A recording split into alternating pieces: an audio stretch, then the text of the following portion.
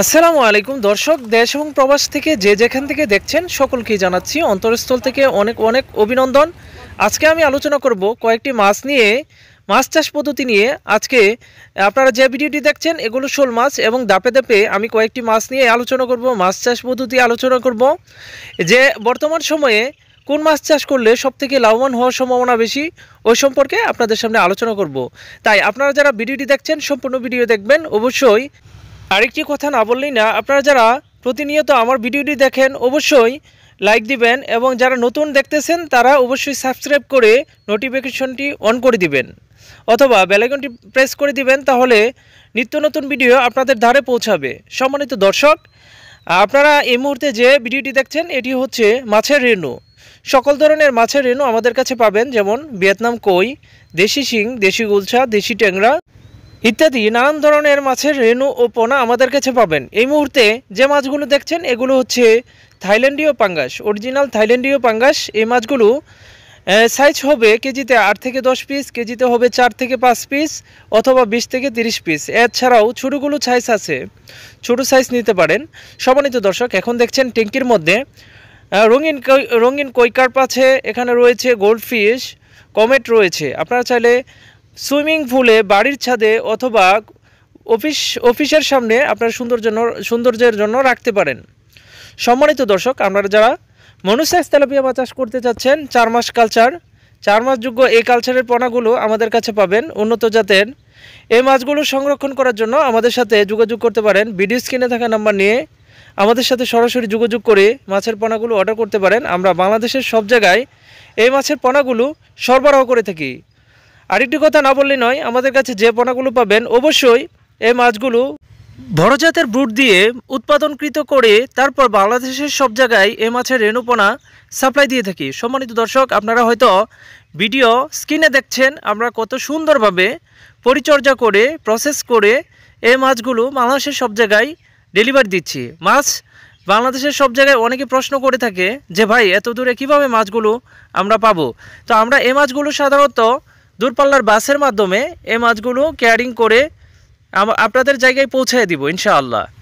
এই মাছগুলো carrying system হচ্ছে, যেমন দেশি শিং, দেশি মাগুর, অথবা থাইল্যান্ডীয় পাঙ্গাস, ভিয়েতনাম কই মাছগুলো সাধারণত আমরা ছোটোগুলো দিয়ে থাকি অক্সিজেন প্যাকিংয়ে, বড়গুলো দিয়ে থাকি ড্রামের মধ্যে। আমাদের কাছে ড্রাম রয়েছে, অক্সিজেন আসা যাওয়া করে এমন ড্রাম রয়েছে।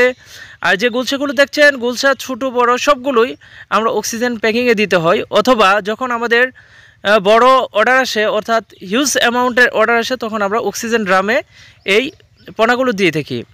সম্মানিত দর্শক, আপনাদের কোনো চিন্তার কোনো কারণ নেই, অথবা ভয়ের কোনো কারণ নেই। আমরা বাংলাদেশের সব জায়গায় আমাদের রিস্কে, অর্থাৎ আমরা দায়ী হয়ে আমরা এই মাছগুলো বাংলাদেশের সব জায়গায় ডেলিভারি দিয়ে থাকি।